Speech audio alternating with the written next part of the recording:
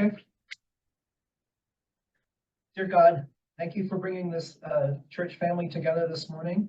Thank you for the beautiful day and all the opportunities that this sun and this day provides for us. Thank you for Rebecca's presence with us today, and we open our minds and ears and hearts to her message. We ask for her safe travels and good health. In Jesus' name we ask this. Amen. Amen. Thank you. So I'm here. I hope that this book will be ready. We bore the blunt impact of violence against women and decades of suffering in Nigeria. But we have the cover here.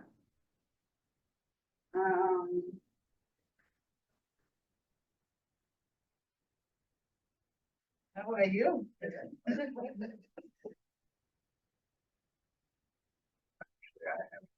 Oh, you are there yesterday. Thank you. Yeah. Oh, you go. Oh. Hi, we have you, yeah. How are you, my So good to see you. see you. How are you? Desiree. How is your work? Good, yeah. Okay. So the book we bought the blunt, the impact of violence against women and decades of suffering. Is a lot of story inside, and I hope if the book is out, you can read it. So part of the story is the story of the women suffering, the Chibok girls. And the story of the Chibok girls has been very, very complicated and distorted. There are a lot of countries and a lot of people involved in the issue of Chibok girls, and some even benefited financially because of this issue. But the girls and their parents, they are really suffering. Some that are out of captivity, many of them are now in second captivity. They have been camped by the government, the Muslim government in Borno State. The parents have no access to them. The government camped them and they brought their perpetrator's husband, claiming that those Boko Haram husband, they repented, and since the Chibok girl now they become Muslims, so they're supposed to be in a Muslim custody. So they are grouped together with the Muslims and the children they gave birth to. And even the parents, they are scared of the government. I try to find ways where we civil society can talk and then go to the government of Borno together with the parents and release these girls in the second captivity, but nobody want to go. I'm planning, if I go now, I will plan to see the governor myself. So it's very, very complicated. There are some that are in SEPI. We host them in our shelter, safe shelter. But those ones are still royal to their parents. They said they don't want to continue with the Islamic way of life. Like they chose to walk away from the ideology of the Islamic and like a brainwash kind of situation. So now we are having few of them in SEPI shelter. We call it safe house. We teach them trauma healing, we deprogram them, and they are now safe. So as we all know, the Chibok girl, they were abducted from their dormitory and they were taken away to Zambiza forest, only 40 kilometers away. When we were growing up, we went to Zambiza forest. It's like a camp area. Thick forest, they have a lot of river, a lot of fruits, and is very, very big and beautiful forest that our teachers took us there when I was 11 years. But now is occupied by this Boko Haram. So on that darkest night, many of the brave girls, they jump out from the moving truck and they ran and they hid. And some of them are here in America, some graduated, some they even got married and they are living their life. So about 12 of them.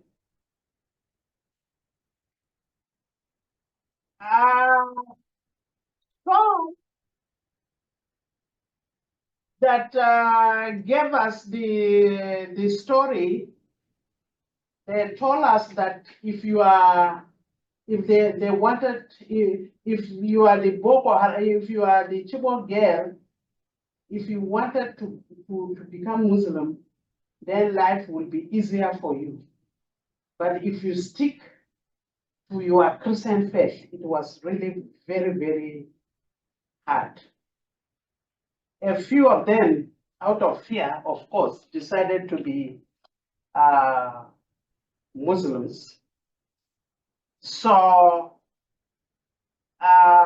the Christians, they were forced to sleep under trees without any roof, although the camp, you know, the military government, they had some structure there that if something happened, then the military will go there and hide. So there are some places that is well built where the fighters are.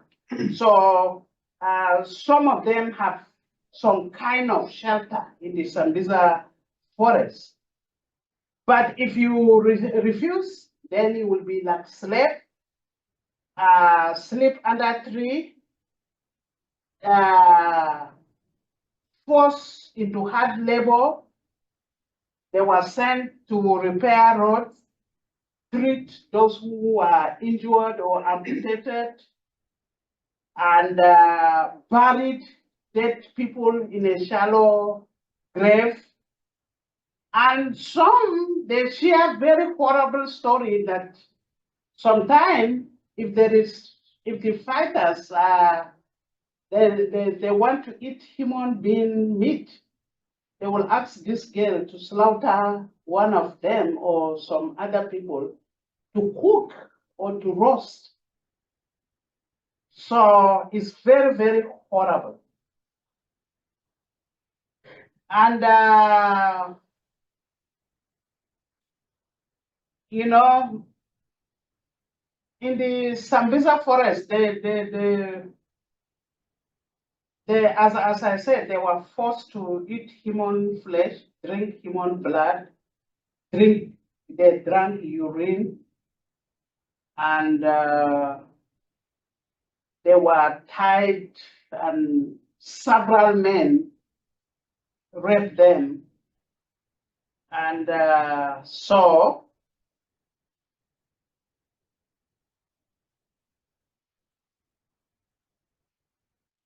this is how we SEPI we intervene. That picture was taken, I think,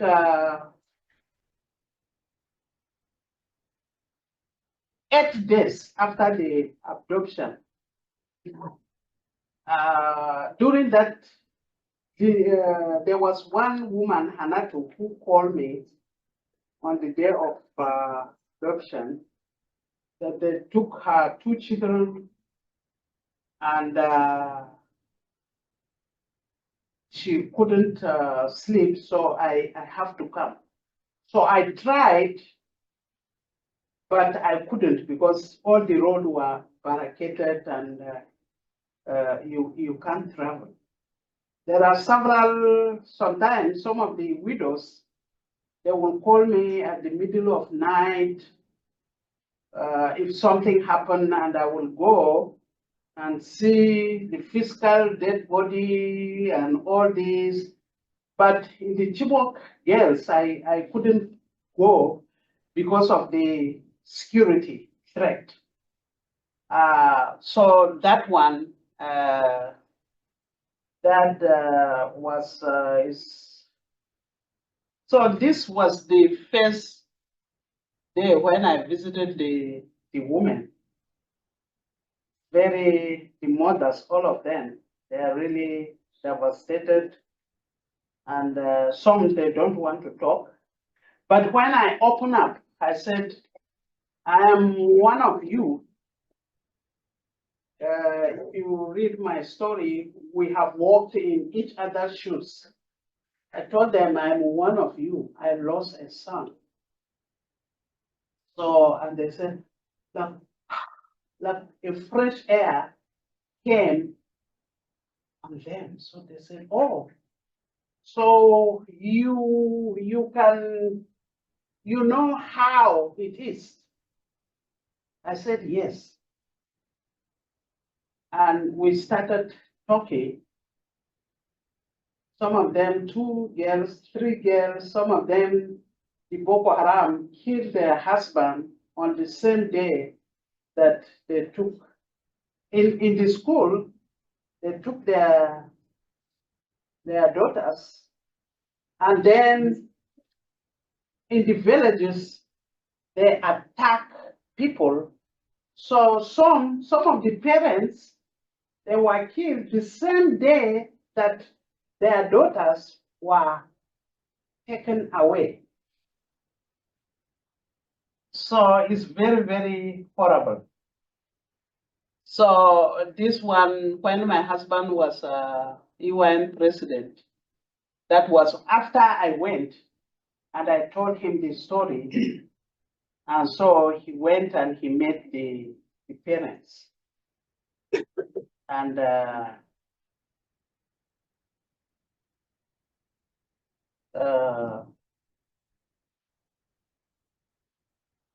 so 95% of this Chibok girls' parents were their Christians, they're EYN.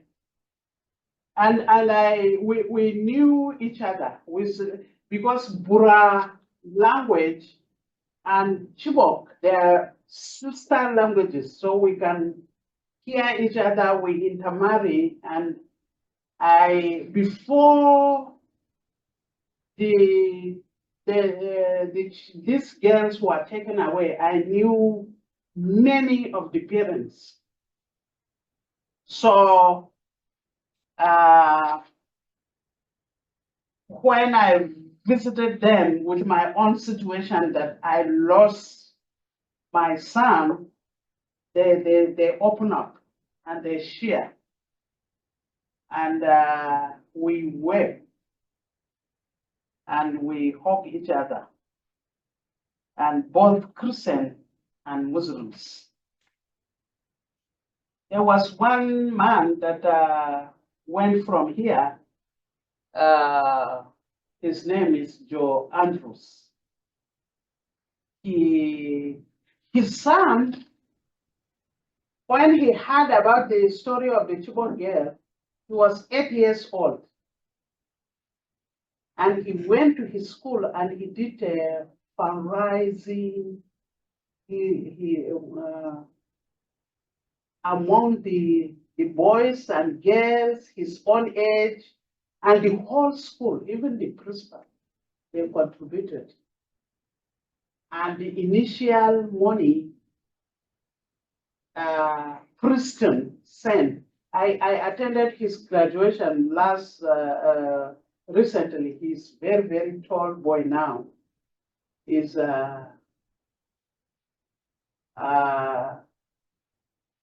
so he sent that money, and when he sent it, I took it to the Chibok girl's parents because that is what he told me.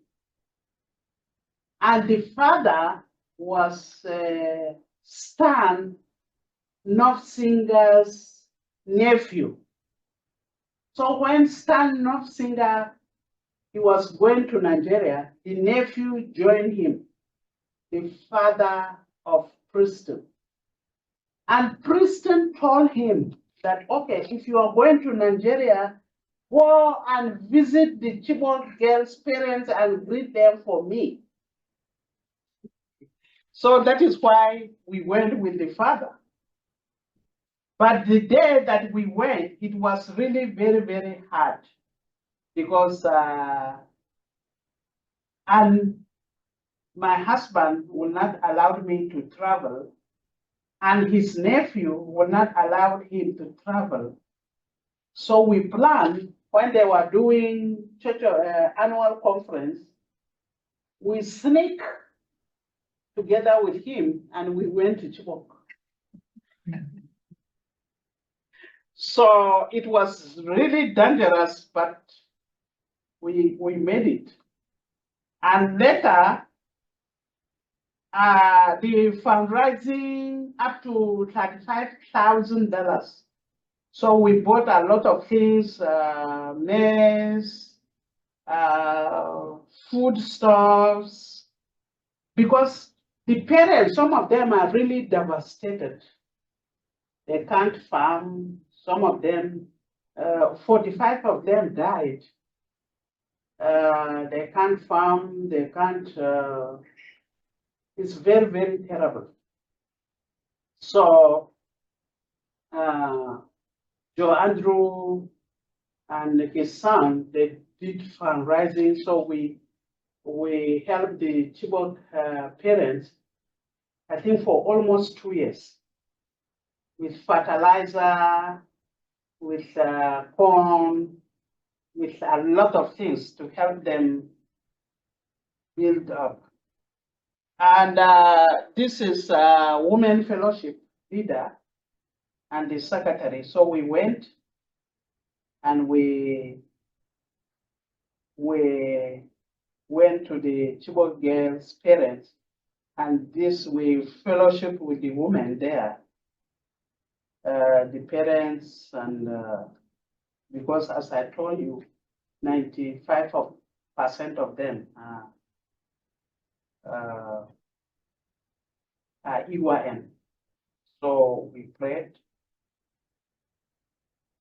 You know, sometimes you have to pray like Pentecostal, oh God, help us, and like you are going to jump to God, and because it was full of emotion and shouting, crying. Some will be saying, why me? Why me? Like when they were sharing their testimony, why me? The woman, so is very, very tense. And those who were taken away, according to SEPI record, before it was more than 3,000, but now we have in our record more than last month was 9,585 women and girls who were taken into captivity. So the Chibok girls are only fraction, and it happened because it was in a school setting. If not, thousands of women were taken. And SEPI, we rehabilitated 300 of those who, some they ran away, horrible stories, weeks. So they sneak and they ran, and then we had it, so we brought them. Some they were pregnant, some with children, some when the soldier military chased the Boko Haram, and because some of the Boko Haram, they camped this woman in nearby villages near the Zambiza forest, because you know in the forest no farm, nothing. So some they brought this woman somewhere in a village near the Zambiza, and the military, and when they discover, so they recapture those girls or women. So we brought them bit by bit. Some were pregnant, some were having children. Some, when they come, they cannot talk, they cannot do anything. So you have to like, is she dumb? But gradually, by love, bringing food, taking them to hospital, bringing, we partner with some psychologists, although we train our volunteers in trauma healing and all this, but you know, professional, they know how to do the work better. So we brought them, we partner with them, we brought them some psychiatric doctors and all this. And gradually they will start to talk. They will say that I'm from this village. I was taken from here. And this is what happened. This is what we, and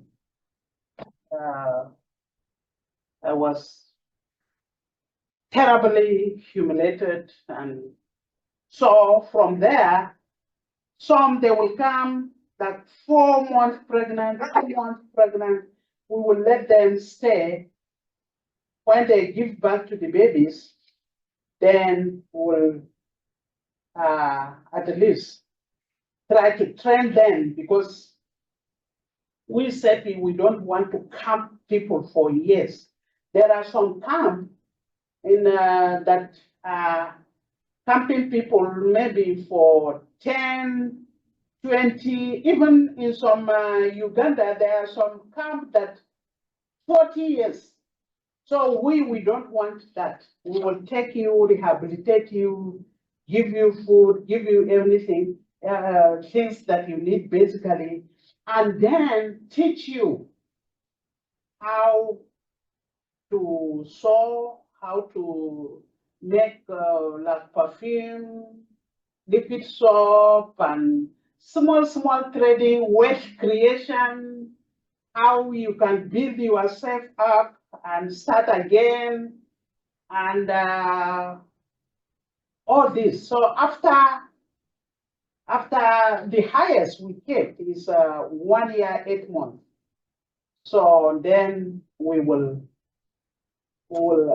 give her the sewing machine, some food to start, and some money at least to start the first rent. And then if there are some family members somewhere, we connect them. But some of the families of Boko Haram, those who were released from Boko Haram, they were scared of them. They don't want them. They said, no, take them. We give you free of charge. We don't want them because they are Boko Haram. We tried to explain to them. We said, we have stayed with them for 1 year and nothing happened. So they are good. Some, they hearkened to our advice and they reunited. Some, no. Some, when we got money from Christian Aid, we score land for them from the family. We involve chief, district head, local rulers, and so that if they have family from their own family land, then they will give them portion of it, and then we build 1 room or 2 rooms, and so that they will continue stay there. And so this is the process of reintegration. If the family are ready to accept them, then CEPI meet and obtain medical trauma healing and all this. So all these are the process. We establish protection action group. We call them now CEPI Protection Action Group. And they are all over in Northeast, so that they will keep on watching those people, advising them. And when I go home, I organize workshops so that I will build their, I and some people will build their capacity more. Those who would like to volunteer, because we don't have money to be paying all those volunteers. But those who are empathetic, they accepted to serve. So for ongoing trauma, for helping them. And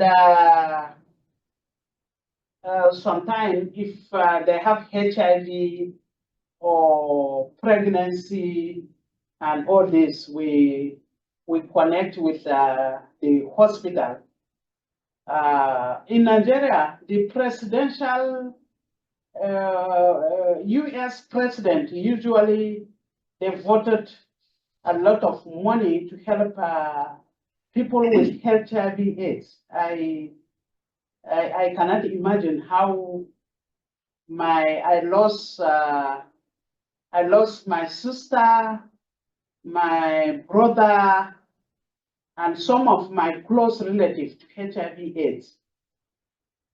But I still have my brother who is alive, who is getting the medicine from the US supported, granted aid.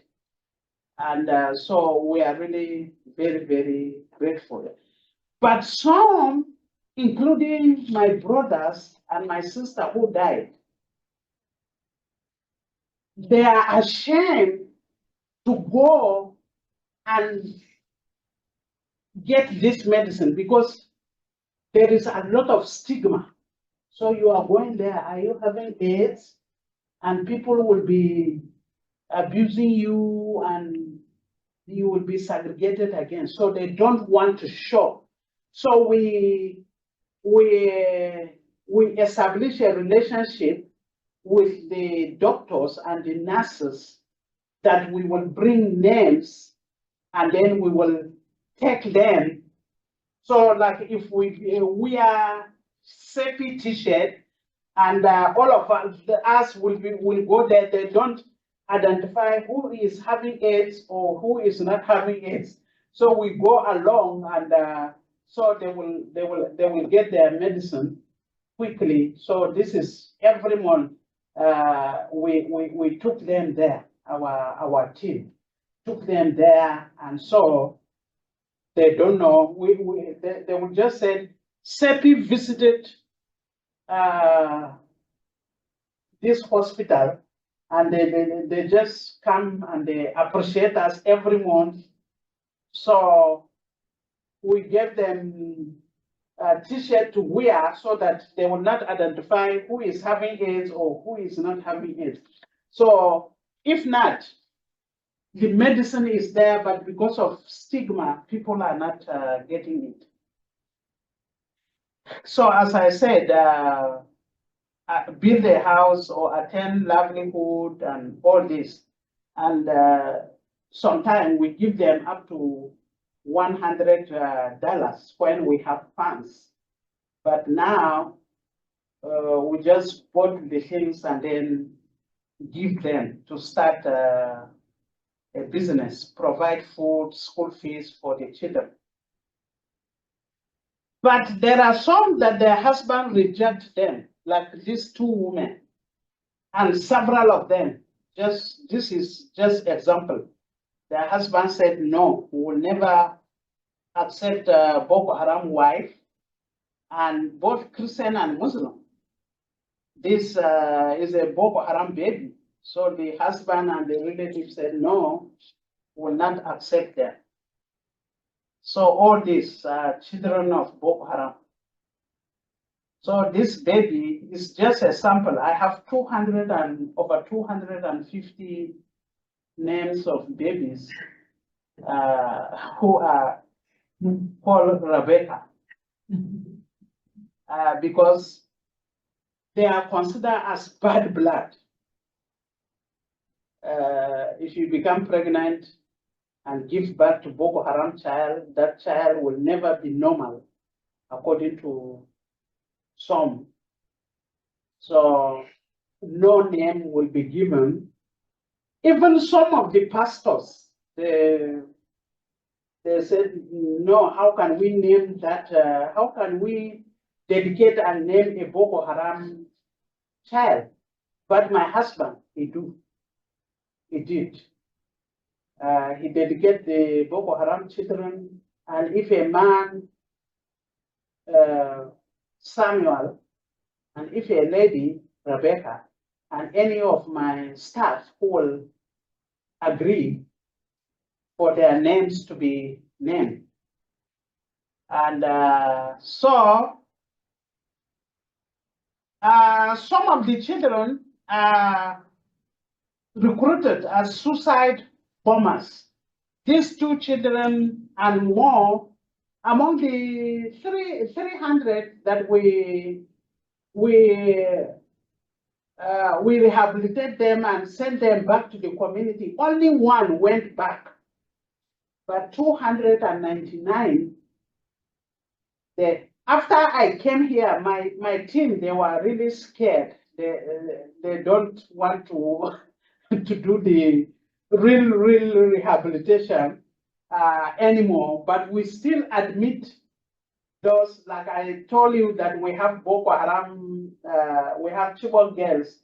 So those who stay in the community and are no more scared, so they are now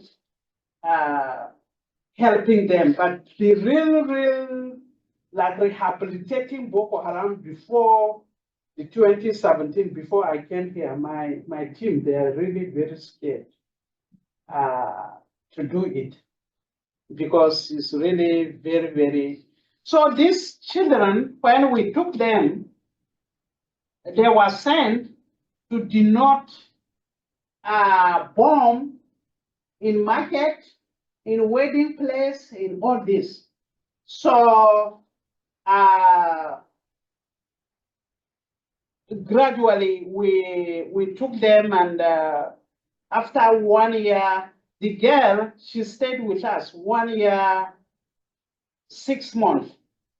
Then we connected her with her relative. And the boy, 8 months, we connected him with his brother, and the brother came and accepted him. So this also, where they were in the program team. And so this woman and her children, she escaped, and so we helped her. So there are several of them, and why did I start serving people? Is because of several reasons. My life, I grew up under a situation that is so devastated. My mother was a leper, and my father was very old, and I have to, while going to school, I have no pen, nothing. I wrote on dust for 3 years, and the church helped me to, and they gave me, they bought some books, but instead of one book per subject, I have one book maybe for 2 or 3 subjects. And some of it I divided and put local like plastic, and some of the teachers, they did not like it. But this is how I survived. And through the help of missionary, the help of the church, I became educated. And thank God I have a PhD in ethics and philosophy. It's just a miracle. So because of my condition, I said, okay, there are a lot of children there that are suffering.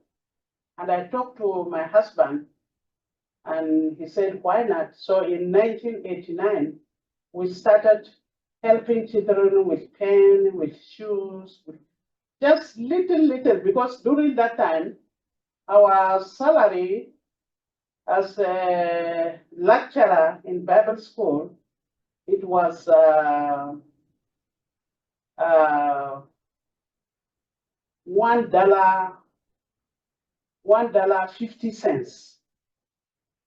So, you know, that salary, it was not sustaining us with his own was $2 and my own $1.50. So it cannot even feed us. So we started small with what we have. And when people saw it, they started contribute, and then we helped the widows, orphans, and small. And I never know that it will grow like this. And then the help of people. Here in Elizabethtown church, we have several people.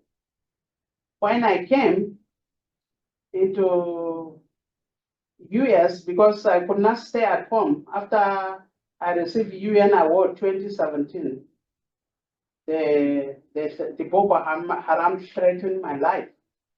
So the reintegration that I was doing it underground, you know, the media, they blew it. So the Boko Haram said, oh, so you are the people, you are the person who is taking the people that we send, and we never see them again. Even some children, some women, some all this, so we are going to get hold of you. So when I came, luckily enough, my son, who was also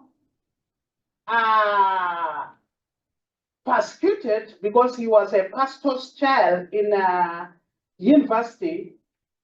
He was studying medicine, but one Muslim man professor keep on degrading him, giving him like almost nothing, 30 something, 50. He was leading. There was one time that it got very, he got very mad. Why? Because he was given a dead body as a leader, and he was a leader of that dissection, they call it. The medical people will know.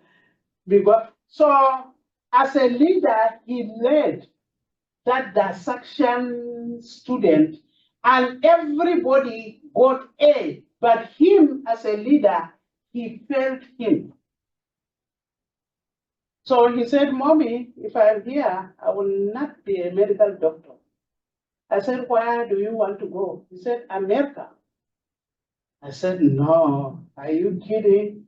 America, you can't go to America. Your father is in England studying because Church of the Brethren paid for his PhD.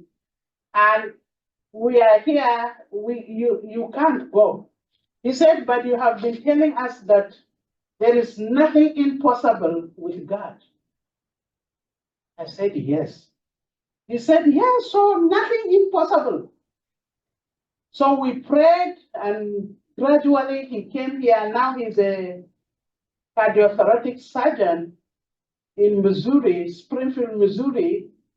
Just last 2 weeks or so, he celebrated 200 surgery, open heart surgery. He was doing robotic. So it's just that. And when I came here, he wrote, he petitioned for us. So when I came here, we came, and in Elizabethtown, through JAF, we became scholar in resident. And I said, wow, what can I do? So I approached Pastor Pam Riggs. Can I open CEPI US here? So he took me, and we called Sandy, Paul, and CEPI US 2018 is here. And now we are getting support, helping a lot of people back home. I have been going home and supporting a lot of people. If not, maybe I don't know what will happen to CEPI Nigeria, because when I came here, I was having like 20-something donor agency. When I came, they said, no, we will not support you anymore. You are not no more in Nigeria. So how can we support you? We can't give you millions of naira because we don't know who is on the ground. I said, I will be supporting it. They said no. So without CEPI US and your donation and your support, through CEPI, a lot of people donated. This mama here, she donated over $25,000. And we are planning to build a peace counseling center in her husband's name and her name. So one professor donated 135,000, and the fundraising that you are doing here in Elizabethtown, and a lot of people contributing. We are now building hospital, clinic, and feeding a lot of people and all this. So I really appreciate you all for what you are doing and for your support. So I will stop here. But this book, We Bought the Blonde, when it is out, maybe before the end of December, you will hear a lot of stories inside. So yesterday during the gala night, David Leiter, he gave a very important review of it. But I will not preempt it so that please buy it and read it. And so I really appreciate you and keep on praying for the Chibok girls and their parents. So any question?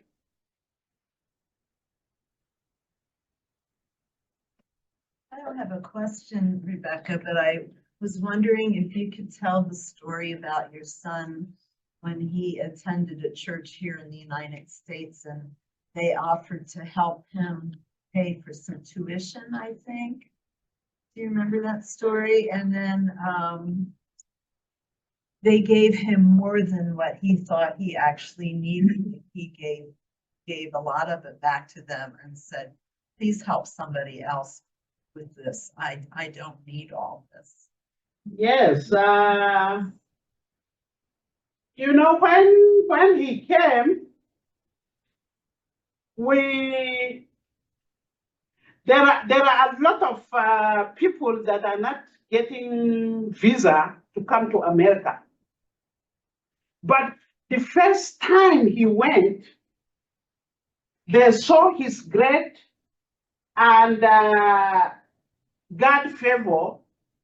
They gave him the visa. They said, yes, go. And Manchester University gave him 75% scholarship. So when he came here, there was one pastor, late Pastor Esther and Samuel Norris, who adopted my husband as their son when he was in Bethany Theological Seminary. So he first stayed with them before going to Manchester. So in Columbus Church of the Brethren,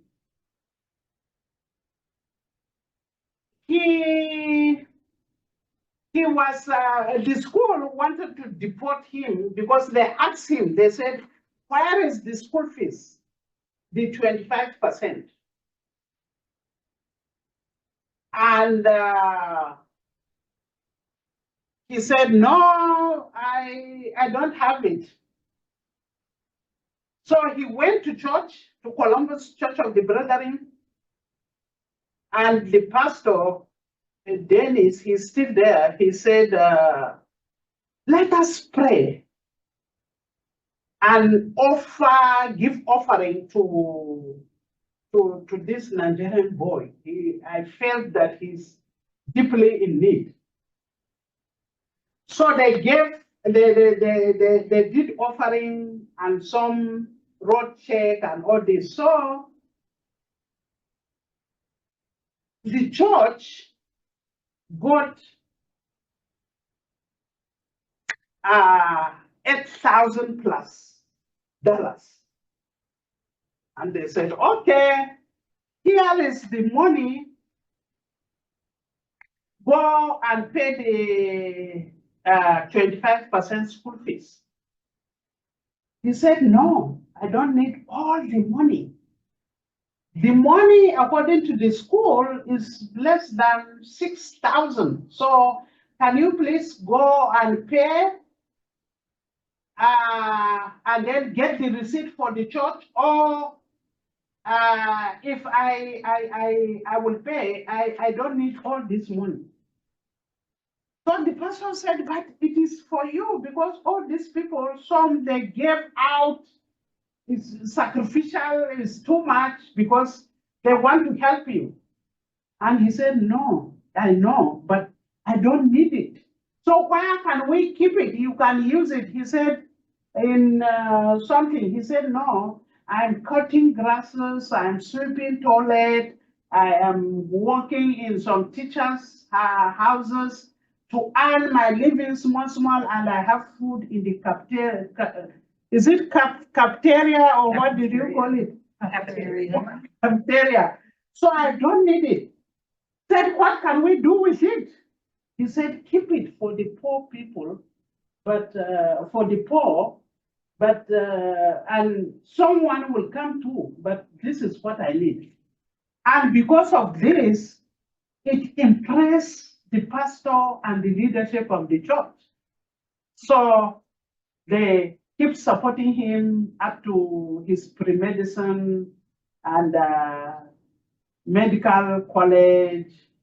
And last time when we visited together with him, he really said, I come to thank you because you made me who I am. So what is the project or the program that you need in the church that desperately, because I want to offer?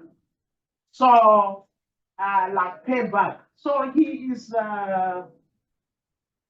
we are really proud of him because he come and achieve and he's doing well.